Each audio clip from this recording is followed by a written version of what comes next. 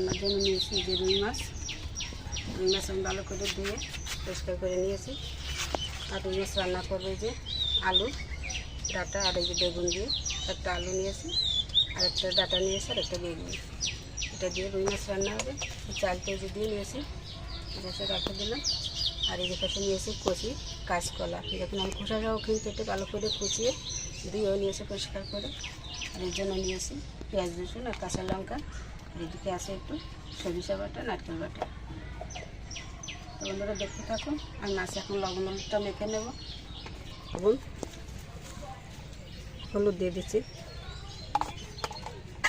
ভালো করে মাছের সাথে মেখে নেব।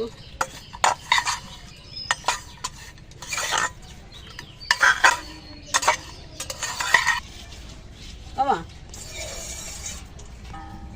তেলটা সুন্দর গরম হয়ে গেছে, আমি এখন এই হলুদ লবণ মেখে রাখা মাছ দিয়ে দিচ্ছি। হালকা করে কিন্তু মাছ ভাজবে, বেশি ভাজবে না।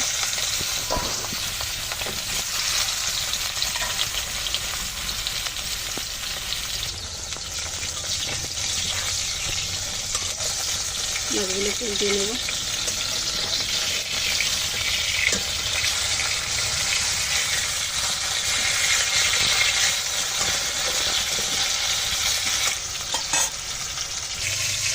মাছগুলো হয়ে গেল, আমি এখন তুলে নিচ্ছি।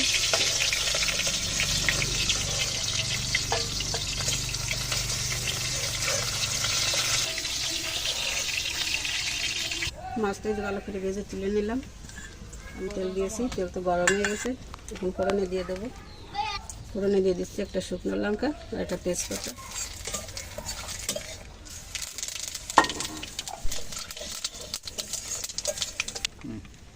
আলুগুলো দিয়ে দিচ্ছি।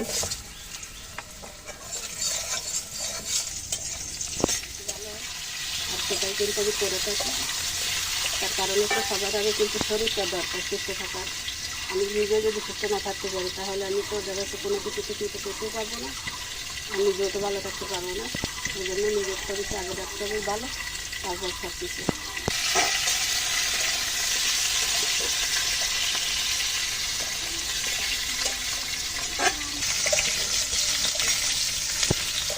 বেশি তেল মশলা দিয়ে খাবার রান্না করে মনে করেন আপনাদের আমি দেখালাম, তো খাবারটা তো আমাদের খাওয়াই লাগবে।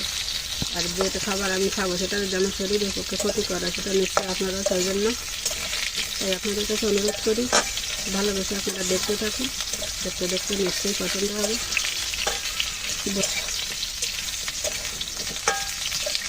আমি একটু হলুদ দিয়ে দিচ্ছি তরকারির সাথে, দিচ্ছি 1 চামচ লঙ্কার গুঁড়ো, সামান্য একটু গরম জল দিয়ে দিচ্ছি এখান থেকে।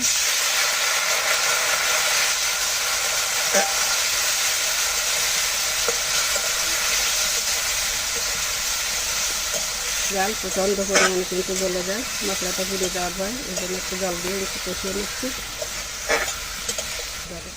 ভেজে রাখা মাছগুলো কিন্তু এখন দিয়ে দেবো, তারপরে আর মশলার সাথে একটু কষিয়ে নেব।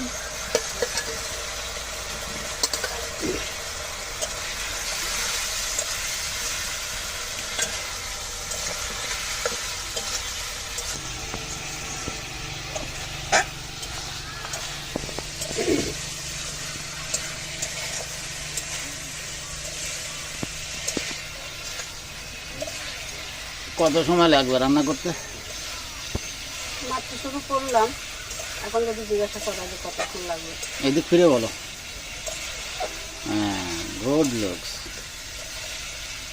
সুন্দর করে কিন্তু কষা হয়ে গেল মাছ তরকারি দিয়ে। এখন আমি জলের জন্য আরেক থেকে গরম জল দিয়ে দিচ্ছি।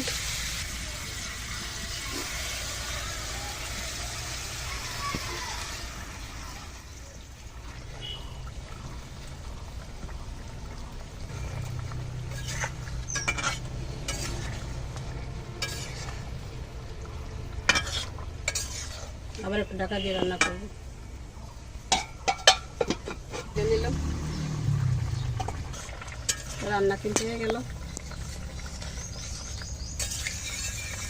ঝোলটা ঘন হয়ে গেছে, এখন আমি জিরার গুঁড়ো দিয়ে ভালো করে মিশিয়ে নেব। দিয়ে দিলাম 1 চামচ ভাজা জিরার গুঁড়ি। তো বন্ধুরা এইভাবে আপনারা একটু বাসায় একবার রান্না করে দেখবেন, সত্যি কিন্তু অসাধারণ লাগে খেতে। সবসময় তেল মশলা খাবার না খেয়ে এবার ঘরোয়া রান্নার টিপস আর সাবেকি রান্নার এই পদ্ধতিগুলো অনুসরণ করে একবার একটু রান্না করে খেয়ে দেখুন, ভালো লাগে কিন্তু খেতে।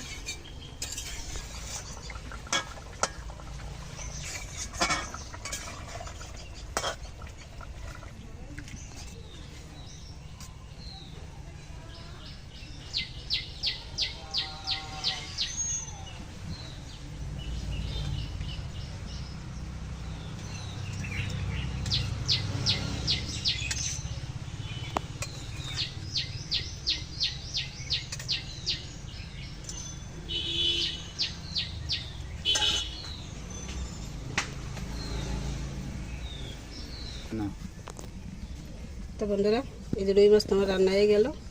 ডাঁটা, আলু আর বেগুন দিয়ে কেমন লাগলো এই রান্নাটি আপনাদের কাছে? ভালো লাগলে চ্যানেলের সাথে থাকবেন আর দেখতে থাকবেন এভাবে আমাদের নিত্য নতুন রান্না।